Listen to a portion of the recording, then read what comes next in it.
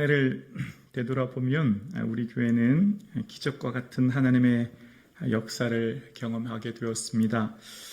불가능이라고 하는 상황 가운데 하나님의 가능하게 하심을 경험하는 한 해였습니다. 코로나19로 어려운 상황에 우리 교회가 돕는 해외, 네팔, 인도네시아, 니제르, 말리, 필리핀, 이스라엘 선교지를 돕게 되었고요. 또 이번 가을 성도님들의 헌신과 하나님의 은혜로 인도네시아 발리를 선교하게 되었습니다. 발리에 있는 루마 바복구 보육원생, 또 발리 고등학생, 또 세움교회를 성도님들의 헌신으로 선교하고 후원하게 되었죠. 또한 코로나19로 어려운 교회, 미자립 교회들, 상가 임대료를 내지 못하는 어려운 교회들을 우리 교회는 또한 지난 가을 후원하고 선교할 수 있었습니다. 또 우리 교회에 속한 많은 청년들에게 장학 헌금을 전달하고 감염병으로 어려운 성도님들을 섬길 수 있게 되었습니다. 모든 것이 하나님의 은혜입니다. 이런 모든 사역이 사실은 코로나19라고 하는 상황으로 인해 불가능한 상황, 할 수 없는 상황이었고, 그럼에도 불구하고 하나님의 은혜로 가능하게 하신 하나님의 은혜와 역사를 우리는 경험하게 되었습니다.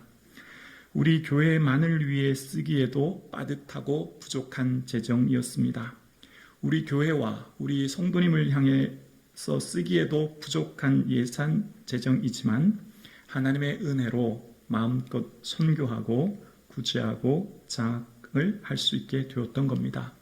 뿐만 아니라 올해는 어려운 이 시기에 주차장 공사까지도 은혜 가운데 잘 마칠 수 있게 되었지 않습니까? 작년 장로님들과 함께 예결산 당회를 할 때 코로나로 인하여 좀 어렵긴 하지만 하나님의 인도하심을 믿고 예산을 조금 더 늘려서 세웁시다라고 결정을 내렸습니다. 사실 그 전 해부터 예산은 계속해서 늘려왔습니다.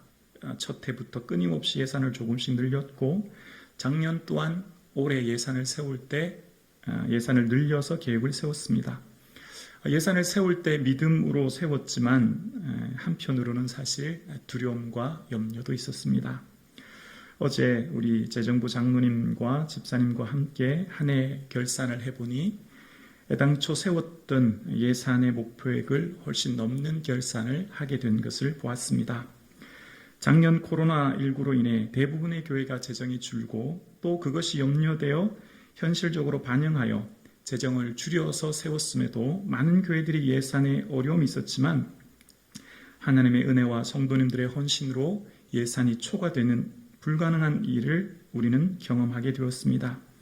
한 해를 결산하며 되돌아보니 모든 것이 하나님의 은혜였고 불가능한 현실을 넘어 하나님의 은혜로 가능하게 하시고 하나님의 일을 하게 하신 주님의 은혜를 경험하게 되었습니다.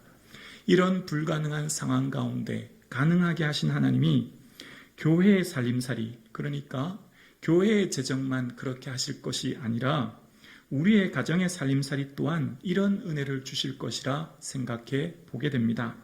수입만큼 지출하는 것이 이치이고 상식입니다. 100% 수입이 되면 지출 또한 100이 되고 110으로 지출을 늘리려면 수입 또한 110이 되어야 되는 것이 당연한 이치입니다. 그런데 우리 교회는 수입이 정해져 있지 않습니다. 미지수입니다. 그런데 끊임없이 지출을 늘렸는데도 불구하고 하나님께서는 은혜를 부어주셨습니다. 그렇다면 이 비밀을 풀 수 있다면 교회가 살림살이를 할 때 어려움 없이 하게 되었고 하나님 기뻐하는 선교를 할 수 있게 되었다면 이것이 교회에만 해당하는 원리가 아니라 가정에도 역시 동일하게 적용되는 원리가 아닐까 생각하며 오늘 말씀을 묵상하게 되었습니다. 그러니까 목회를 하다 보면 어떤 분들의 가정은 늘 항상 풍족하여 선교하고 이웃을 섬길 수 있는 반면 어떤 성도님들은 늘 부족하여 어려움 가운데 있는 성도님들을 보게 되어집니다. 여러분은 어떤 가정이십니까? 전자이십니까? 아니면 후자이십니까? 그렇다면 어떤 가정은 있어 풍족하고 어떤 가정은 늘 궁핍한지 그 차이점이 뭘까요? 예수님께서는 무릇 있는 자는 받아 풍족하게 되고 없는 자는 그 있는 것까지 빼앗기리라 말씀하시는 것으로 보아 하나님의 믿음의 원리는 은혜의 선순환이 있어 있는 자는 더 많이 가지게 되어지고 없는 자는 그 있는 것 같이 잃게 되어지는 믿음의 원리가 숨겨져 있음을 깨닫게 되어집니다. 그러면 하나님께서 기뻐하시는 믿음의 원리, 하나님께서 원하시는 믿음의 올바른 선순환은 어떤 것일까요? 말씀을 통해서 묵상해 보면 지난 시간 여러분 기억나십니까? 이 땅의 모든 어려움들은 땅에서 매이면 하늘에서도 매이고 땅에서 풀면 하늘에서도 풀린다. 베드로에게 천국 열쇠를 주셨지요. 우리는 우리의 소속이 이 땅에 소속된 사람들이 아닙니다. 우리는 우리의 본향, 이제 더 나은 본향을 사모하니 곧 하늘에 있는 것이라. 우리의 본향은 이 땅이 아니라 하나님 나라입니다. 우리의 시민권은 이 땅이 아니라 저 영원한 하나님 나라의 시민권자입니다. 그러니까 우리는 지금 이 땅에 소속된 성도가 아니라 하나님 나라에 소속된 성도인 것이죠. 그래서 오늘 성경에 보면 두 가지 셈의 원리가 나옵니다. 두 가지 셈법이 나와요. 땅의 계산법과 하늘의 계산법입니다. 땅의 계산법은 보이는 것을 의지하고 판단하고 결정합니다. 사람을 의지하고 환경을 보아 이성적으로 계산하여 판단하는 땅의 셈법이 있고요. 또 하나는 하늘의 셈법입니다.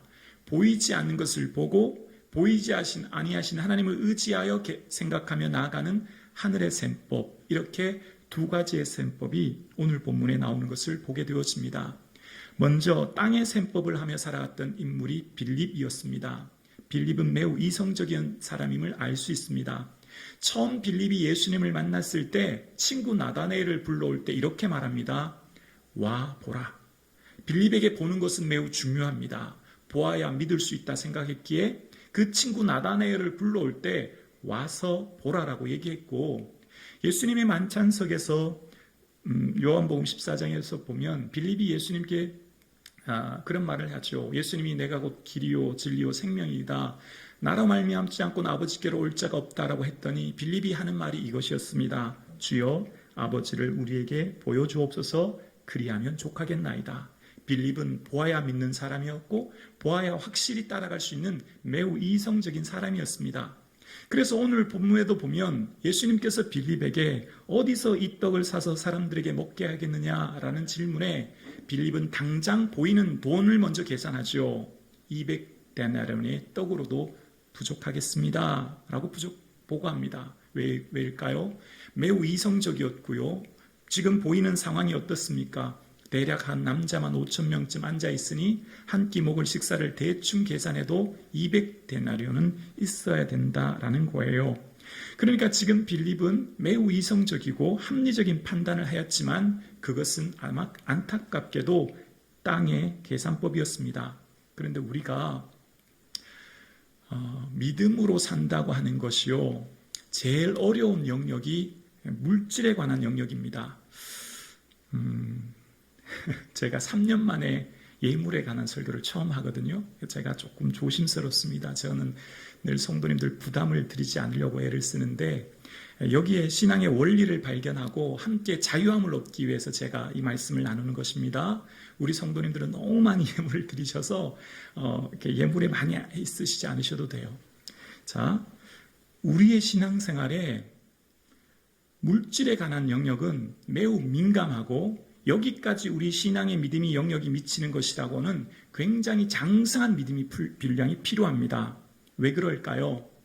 우리가 하나님께 내 인생을 맡기고 산다고 하는 것이요, 하나님께서 은혜 주시고 성령의 은혜와 은사들, 능력들을 받는다고 하는 것은 흔히 잘 공감해요. 그런데 내 비어가는 통장 잔고, 내 비어가는 이 마이너스 통장을 해결할 수 있다고 하는 데서는 확신을 하지 못하는 성도님들이 계시거든요. 그만큼 물질까지 책임져 주신다고 하는 데 대해서는 많이 의문을 가져요. 이만큼 어려운 거예요.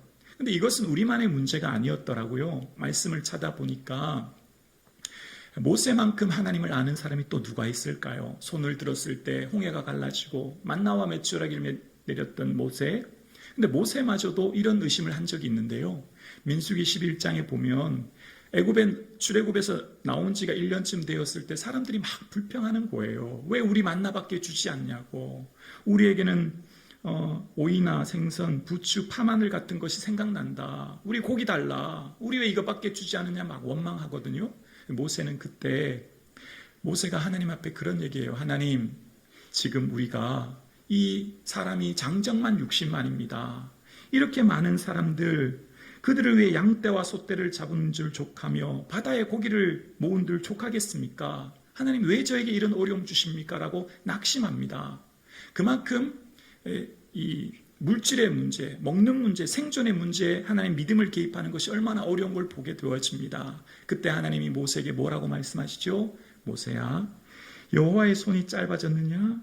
이제 내가 내게 말한 응한 여부를 내가 보리라 말씀하셨고 바람을 불어 메추라기를 허락하셨죠. 그러니까 우리에게 있어서 재정에 관해서 하나님이 직접 개입해 주시고 우리 이 악순환의 원리를 끊어주신다고 믿는 것이 참 어려운 것을 보게 되어요. 여러분, 흔히 이게 이해가 되십니까? 10개 중에 1개를 주님께 드리라. 10개를 다 써도 부족한데요. 10개를 지금 내가 다 써도 나와 내 자녀를 위해 쓰기에 부족해요. 그런데 주님은 10개 중에 1개는 내게 드려라라고 하는데 이해가 되십니까? 우리의 삶 가운데 100% 전체 나를 위해 쓰기에도 부족한데 그 중에 10%를 주께 드리라니요. 그런데 주님은 그 믿음의 원리, 땅의 셈법으로 계산하지 말고 하늘의 셈법으로 믿고 맡기면 내가 이루는 것을 보리라라고 하는 것을 깨닫게 하십니다. 하나님의 하늘의 셈법은요, 드림은 비움이 아니라 채워지는 겁니다. 다시 말씀드릴게요. 하나님 나라의 원리는요, 하나님 앞에 드림은 비움, 사라짐, 없어짐, 소멸이 아니라 오히려 드림은 채워짐, 풍요해짐으로 말씀하는 거예요. 여러분, 지금 모든 사람이 굶고 있어요. 그때 작은 아이의 도시락을 가지고 나오죠. 보리떡 5개와 물고기 2마리를 가지고 옵니다. 여러분, 우리 주님이 어떤 분입니까? 제가 질문 한번 드려볼게요. 예수님께서 돌 5개, 모래 2줌으로 사람들을 먹일 수 있을까요? 없을까요? 광야에 널브러진 돌 5개, 광야에 흔한 모래 2줌을 들어서 축사하시고 주면 그것이 떡이 될 수 있을까요? 없을까요? 있죠. 있어요. 창조주 예수 그리스도 모든 것을 지으신 그분이 못할 것이 없죠. 아멘이시죠? 아멘입니다. 아멘입니다. 왜? 굳이 보잘것없는 그 물고기의 원어에도 사실은 하찮은 음식이었거든요. 좋은 생선이 아니에요.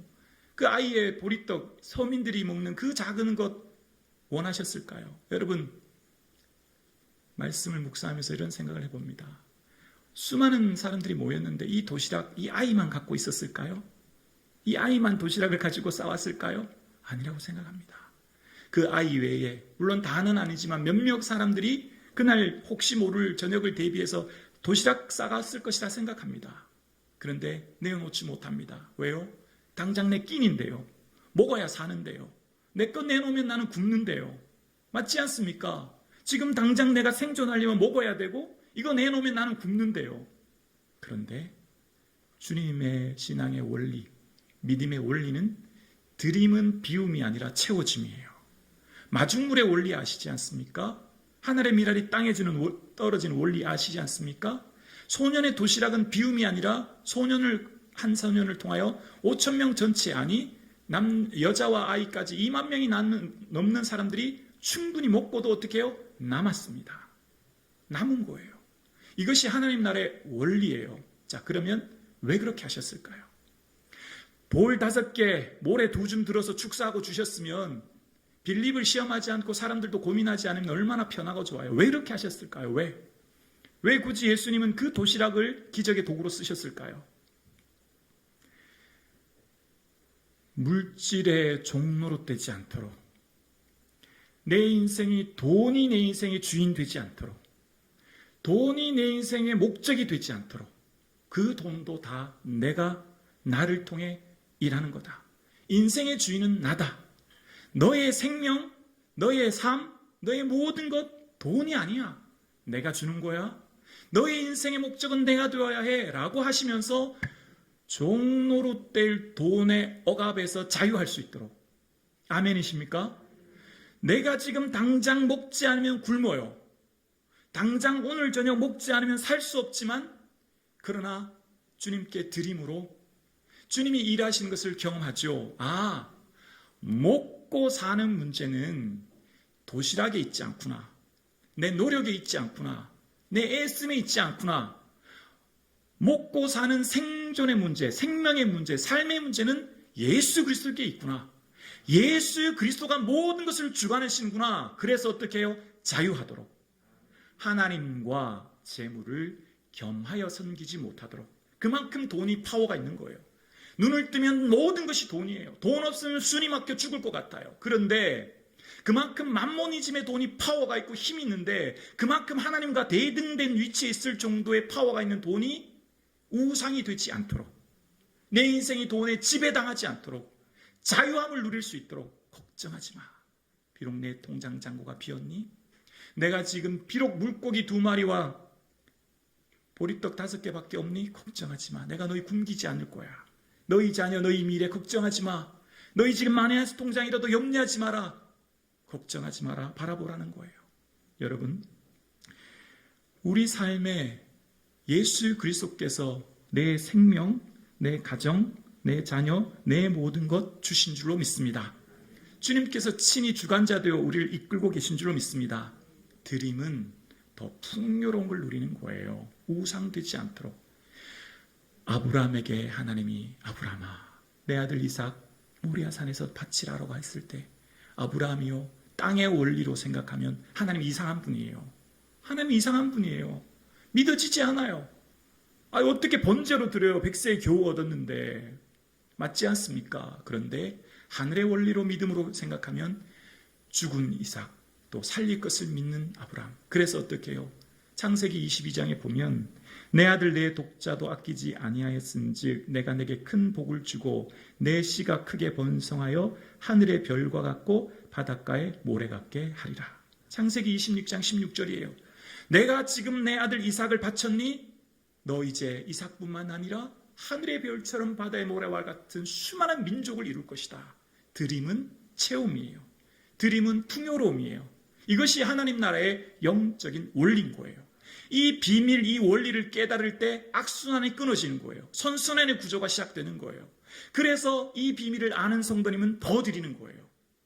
물론 우리의 삶이 어떤 조건으로 인하여 드리기보다 모든 것이 주께로부터 받았음에 모든 것이 주의 것임에 드리는 거죠. 또한 어떤 조건으로 더 많은 것을 얻기보다 드리기보다 감사함으로 드리는 거죠. 모든 것이 은혜이니까 말입니다. 내 생명 자체가 주의 은혜이니까 말입니다. 그러니까 하늘의 셈법을 알면 이 물질의 원리에서 자유해지는 거예요. 그리고 예수님께서 말씀해 주신 하나님 나라의 셈법은요, 축사하시는 거예요. 축사의 원어의 뜻은요, 감사하다는 뜻이에요.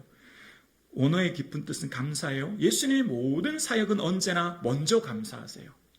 죽은 나사로 앞에서도 아버지요, 내 말 들으신 것을 감사하나이다. 아직 죽은 지 나흘이 되어 시체로 썩은 냄새 나는 저 나사로 아직 그대로 있지만 예수님은 그거 보지 않아요. 이미 나사로 살아난 것, 이미 곧 살려주신 것을 바라보고 감사합니다. 예수님의 모든 사역은 축사하십니다. 하나님이 이루어주실 것을 보고 먼저 감사하는 거예요. 예수님께서는 성만찬을 하신 후에 떡과 잔을 나눠주시면서도 감사기도 하십니다. 예수님의 사역의 핵심은 하나님께 나올 때 감사합니다. 왜요? 전능하신 하나님이 내 모든 것 하시니 이미 채워주시고 이루어주실 것을 인하여 믿음으로 감사하는 겁니다. 오늘 저와 여러분, 우리의 삶 가운데 어떻게 하나님께 감사할 수 있을까요? 믿음이 없이는 하나님을 기쁘시게 할 수 없지요. 믿음이 있기 때문이에요. 내 인생 하나님 주관해 주신다. 내 가정, 내 자녀, 내 미래 주님 책임져 주신다. 그 사람은 어떻게 해요? 감사하는 거죠. 당장 내일이 보이지 않아요. 내 미래가 보이지 않아요. 사람들은 보이는 것, 나타나는 것, 현상, 조건을 계산해서 살아가지만 우리는 보이지 않은 것, 영이신 하나님 의지하는 거예요. 보이지 않은 저 영원한 천국 바라보는 거예요. 그리고 보이지 않은 그 감사를 미리 하는 거예요. 왜요? 우리에게 믿음이 있거든요. 하나님 나와 내 가정, 내 미래를 지켜주시면 되겠다고 하는 믿음이 있거든요. 그래서 이 유카리스테오라고 하는 이 축사라는 단어를 똑같이 쓰인 한 본문이 있어요. 사도행전에 이것과 똑같이 쓰인 본문이 사도행전 27장에 나오는데요.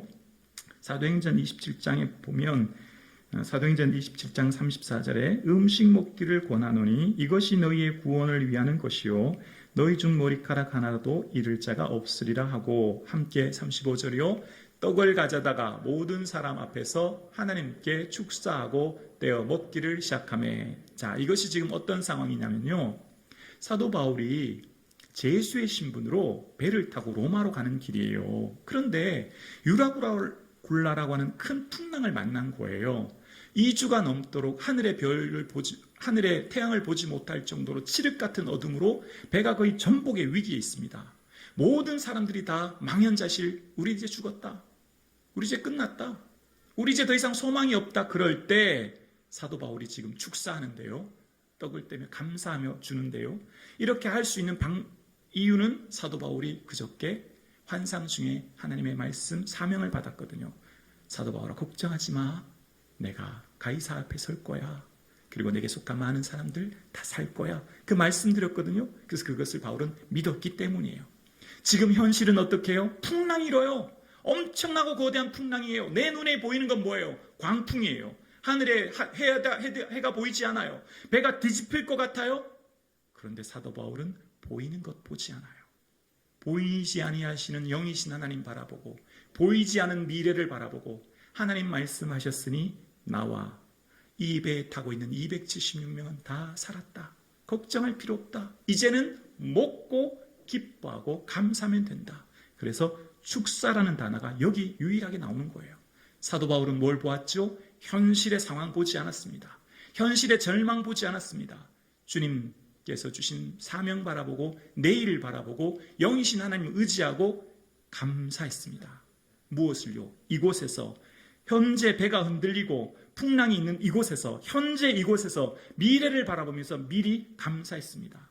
예수님과 동일한 감사가 사도 바울의 감사였죠. 어떤 사람이 주님 앞에 내 삶의 열애 하나를 드릴 수 있을까요?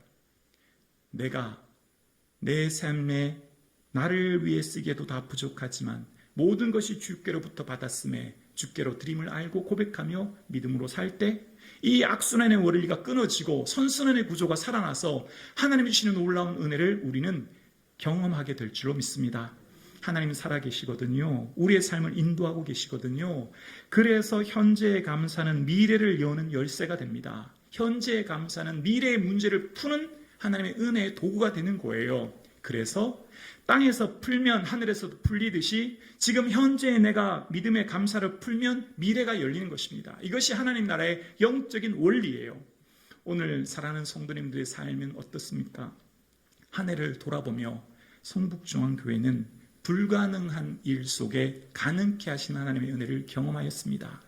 이전 수년 전 우리 교회에 어렵던 모든 악순환의 거리가 끊어지고 선순환의 구조가 나타나서 마음껏 선교하고 구제하고 장악하고 이웃을 도울 수 있도록 주님은 넉넉히 채워주시는 것을 저와 여러분은 목격하게 되었습니다. 그 하나님이 그 은혜를 우리 교회의 살림살이만 적용하는 것이 아니라 내 개인과 삶에도 동일하게 은혜 주실 줄로 믿습니다. 주의 기뻐하시는 일에 내 삶의 우선순위를 두고 살아간다면 주님의 그 놀라운 은혜의 주인공이 바로 저와 여러분이 될 줄로 믿습니다. 기도드리겠습니다.